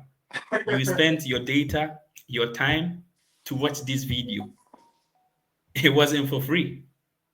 You paid for your data, you paid for your time. So if anybody comes to you, if you are on this live and anybody comes to you, tell the person I said you should charge the person $100 for wasting your time and your energy to watch this video and knowing how to check visa application status. You know what I'm going to tell you also? Do not use their email, use your own email. Good. Create your Don't different use the email. person you are checking for email, No. because if you use their email, they are not going to pay you. Use your own. You that is watching this video, use your own email. When you get the feedback from IRCC, you tell them, hey, I have the feedback from them. Send me my $100, and then don't charge CDs. Listen to me carefully. Don't charge CDs. Use your brains. Don't charge CDs. Use your brains. Don't charge CDs. Charge the person $100, because if he was able to pay an agent 10,000, 2,000 to get to do a visa application for them and cannot get data to watch to check their own application, I said use your brain and charge in dollars. So they didn't join, no problem, we cool. But me, if you send me a message, a long message, and I have applied for a visa, and then I don't hear from my agent, blah, blah, blah. I will open, read, not reply from today because it has been taught in the general public that you were supposed to join and no, but due to your own reason you will tell me I wasn't having internet but you had 10,000 to give to an agent. Yes, God bless yes, you, yes. but don't come into my inbox. That is our I'll problem. read your message, no reply. It's simple as that. So if somebody comes to you, if you join the live and somebody comes to you that, oh, I have applied for my Canada visa and I haven't heard anything from the agent, tell the person, please, I can help you, but I will charge you $100. The same process we use today, use the same process. You will not even spend 10 minutes No, and you will get $100 for very joining easy, this video. I've always very told you, if you easy follow this page and straightforward. and get the information, you can be a genuine travel agent.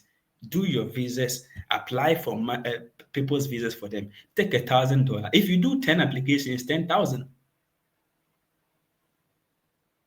There is money everywhere on this internet. Use your internet wisely, please. So now I think he's done with the application, and if he has anything before we take questions, I want to know if he has anything that he also want to share with us. So yes, now Okay. Nana, we are waiting for you. If you have anything, if not, too, I think we have like 10 minutes to take questions from them, and then we will bring Yeah, to this Nana, live session to I an think end. I think we have had a So lengthy guys, if you also conversation. have a question whilst he's talking, you can drop in your questions, and then yeah, I'll be writing them down and ask him on your behalf. Yeah. Okay, thank you very much, Nana. I think we have had a lengthy conversation, and one more thing I would like to say to the general public or anybody watching us right now is that I know majority of the people are worried based on the fact that most of them are getting refusals every day. Like they keep submitting, and the next thing that they get is generic refusal letters in their portals. I want to encourage everybody that they shouldn't give up. Sometimes you have to keep pushing a little bit harder to be able to achieve whatever that you aspire to have in this life. As I know some people who tried like 4 times before getting approved by the ILCC. If you want to understand the Canadian process, or if you are somebody who have followed this immigration stuff for so long, you come to understand that we are not in normal times because we are heading towards elections in Canada. You see, politics and propaganda, and every day things keep changing. Like the incumbent want to do some things that will impress the Canadians for them to gain their vote. So they changing every like policy day in and day out. So don't be discouraged. If you were refused based on the fact that you didn't have enough money, sit back. If you have to solicit funds from family and friends, do so, build a stronger bank statement, and then if you have to give yourself time, Nana, people should give themselves time. Say, okay, this year I'm not going to try this Canada thing again. Let me focus on whatever that I'm doing. Let me make good money. Let me build my bank statement. If the officer said I didn't have enough home ties, in my next application, what are some of the documents that I can use to prove myself in terms of home ties? We don't have to be in a hurry, or because another for is in Canada. You don't have to be in a hurry to be in Netherlands, or because I see Nana for taking pictures in Netherlands. No, you don't know what worked for him. You don't know the process or how many times the person tried before getting this success.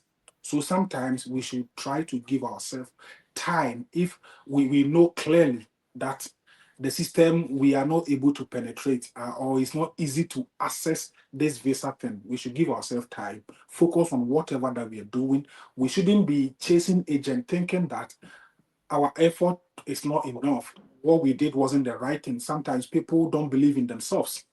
People lack confidence. People don't believe that what they did was right thing. They go to the internet, they go to the on TikTok. You see them writing comment under people's posts. When they see anybody creating content about a particular country, they assume that that person can help them get a visa easily. It is not like that.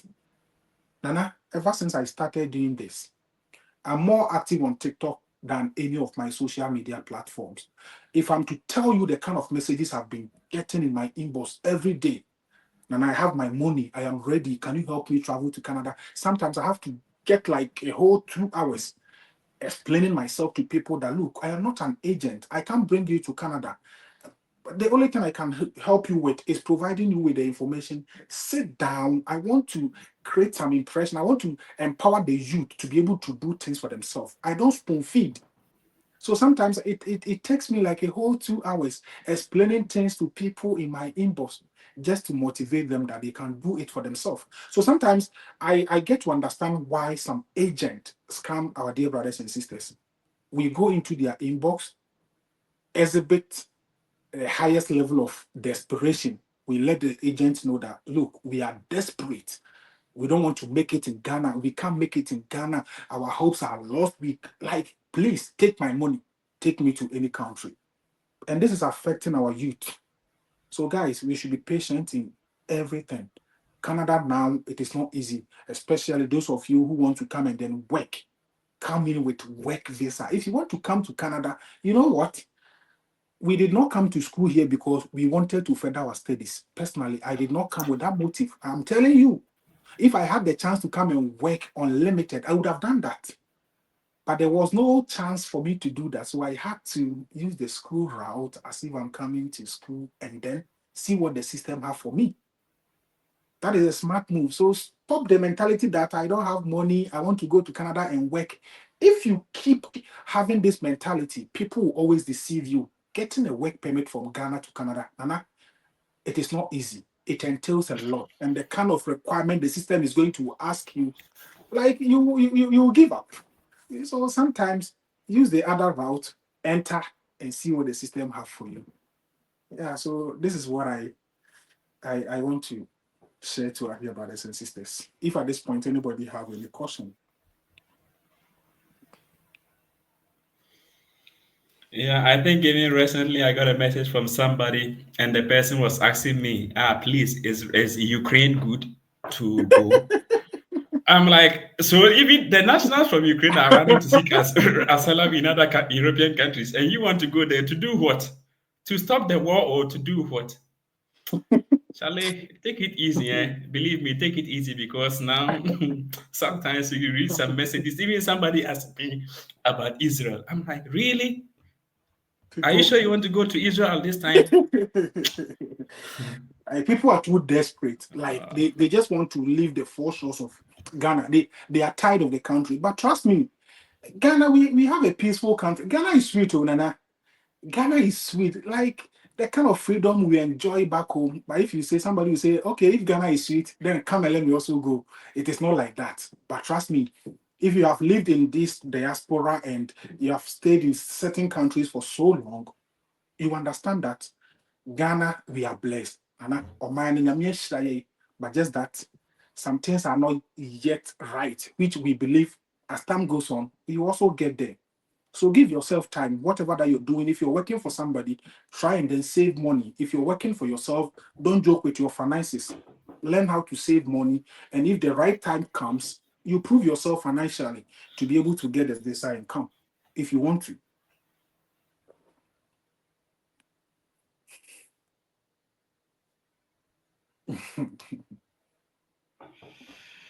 this argument I don't really buy when somebody tells me Ghana is sweet, because when I go to Ghana, it's only probably to meet some couple of family members or do a project over there. Because, like, trust me, like, it's always the same thing over there.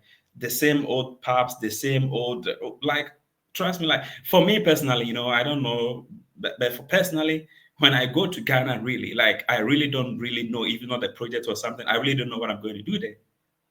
But when I travel to other European countries or to America or to Mexico or to Canada or anywhere, like if you are an adventurous person, that you understand what I mean. Because like for me personally, like, I don't see anything adventurous to do in Ghana. I'm just being honest.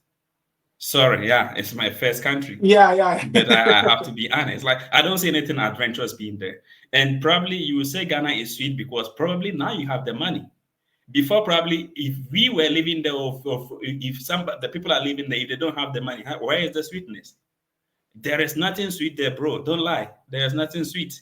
Believe me, there And is nothing sweet there. like You may yeah, think about the food, but food isn't everything.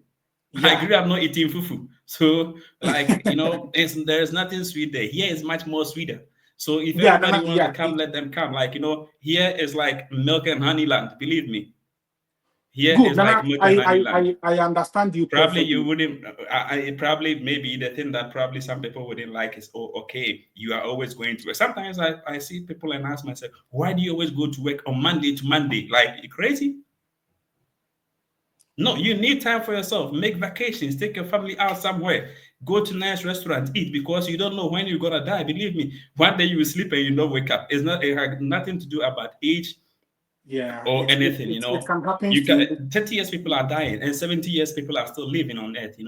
So just make good time of the little that time that you have, and then definitely you're going because the but if you tell me Ghana is sweet, Ghana is not sweet a country. Believe me.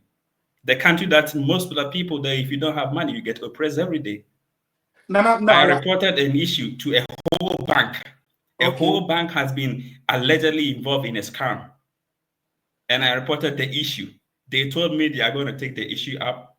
And to date, they even took my number. Oh, we are going to call you. And to date, people went back behind doors to apologize. And the whole bank reputation is at stake. And then they didn't do nothing. You don't Mm-hmm. you don't do that here. A whole No, bank, you'll be in jail by now. The person that committed that crime is still on Facebook writing motivational quotes every day. So really. like for me, like honest, like I don't know, maybe it's because of probably where I grew up or something, but I don't see anything that is really like you just go there, you can roam about till your whole 3 weeks, and then you come back here. Yeah, Nana, yeah, the point that I made by saying Ghana is sweet, it does not mean I want to prevent anybody who want to travel. No. If you're talking about people who are encouraging our youth to travel abroad, I think I am one of them. You can't mention 10 people on the internet space without mentioning my name. I have helped so many people to escape from Ghana. But you see, people have that mentality that I want to leave Ghana at all cost.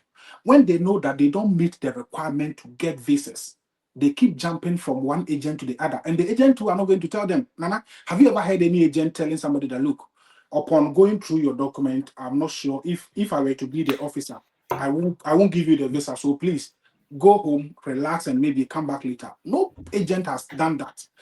No matter how your case is, they will take your money. Right? So that is why I said our dear brothers and sisters should be patient. They should understand that everything is done at the right time.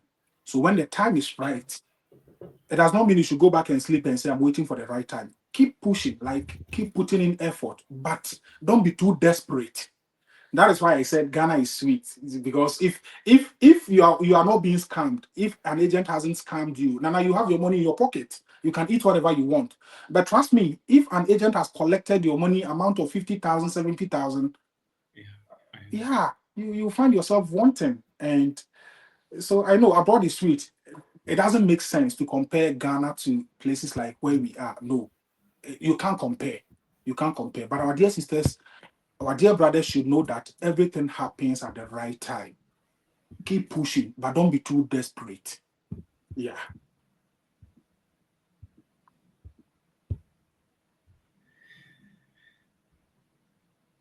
Yeah, I think yeah. So now let's wait for at least like 5 minutes and see if somebody has questions, and then we can answer their questions. But once again, brother, thank you very much for honoring this invitation to give us much insight about their school application, about their express entry. In case you didn't also join from the beginning, I think somebody asked about the express entry.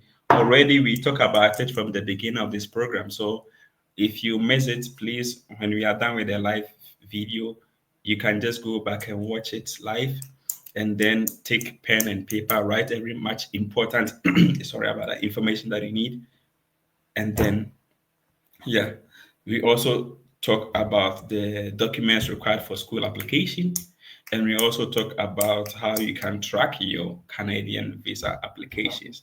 And it didn't even take us like a 5 minutes.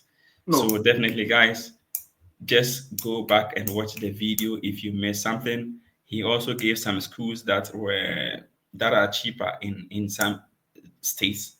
So yes, as he said, don't be too eager to travel. Don't go into people's DMs like I have the same messages to like, oh, I have money, can you help me? No, just take your time, seek the right information, and then you can make it. So definitely we are waiting for some few minutes and then yeah, we'll be done. Thank you very much. And then I also say thank you for the big job that you have taken upon yourself to also give insight to people that also want to travel and that do not have any hope that they can make it, and also for taking your time to always explaining things better to people that really don't understand the Canadian system.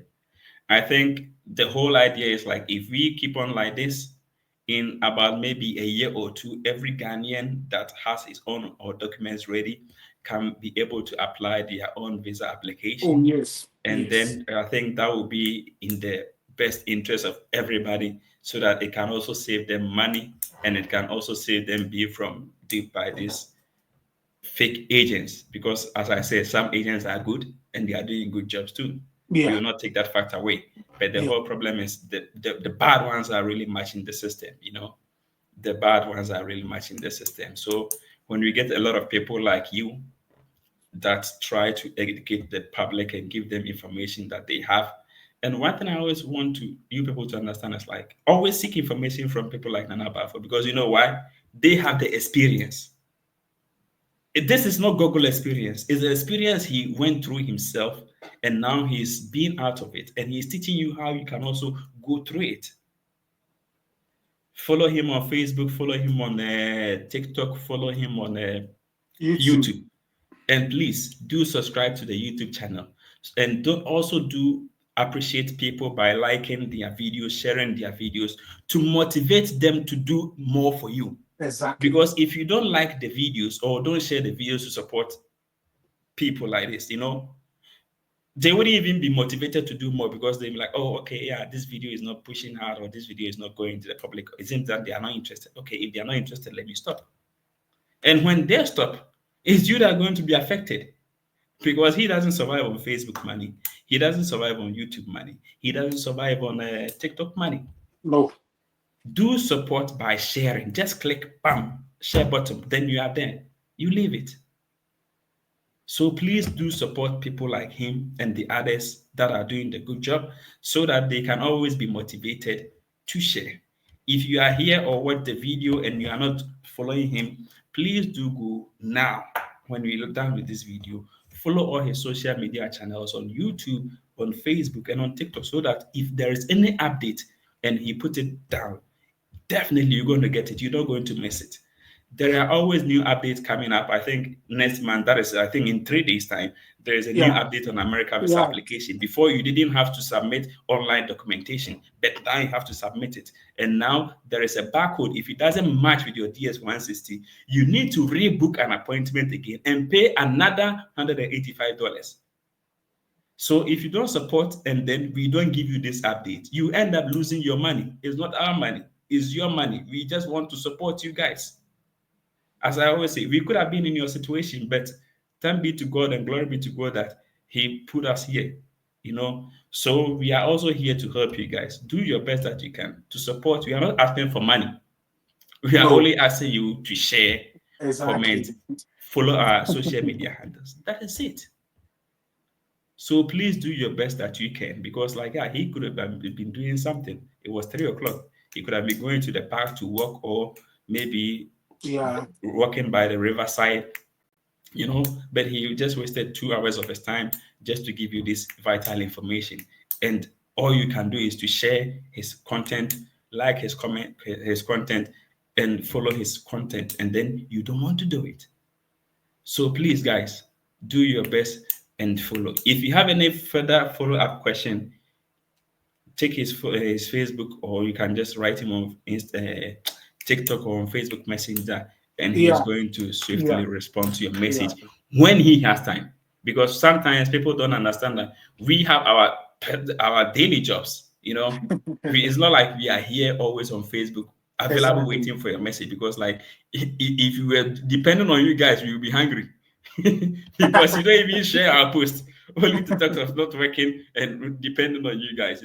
So please do your best and then contact him if you have any private message about Canada. He is the best person that can help you with your information about Canada, your school application, your express entry, and everything.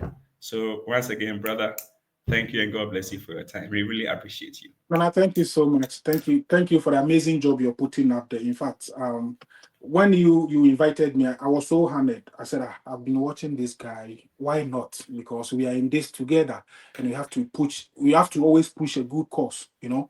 So if I don't come and share the little that I know, then who am I? Who if I claim that I want to push people, I want to help people to come and further their studies, come and make living abroad. And if I see a colleague doing the same thing, at least if I have time, I have to come and help. So, bro, you're also doing an amazing job. You have saved a lot of people. Sometimes you may not have idea the kind of impact you're making, but trust me, God will reward you the way you deserve it. So thank you so much for having me on this your platform. I am honored to be part of this team, and thank you for having me once again. Okay, guys. So we will leave you, and then yeah. So next week on Beyond Boaders podcast, we are bringing somebody that has been through the American lottery to America. He won it, I think, some years ago, like not too much. So tomorrow he's coming to share.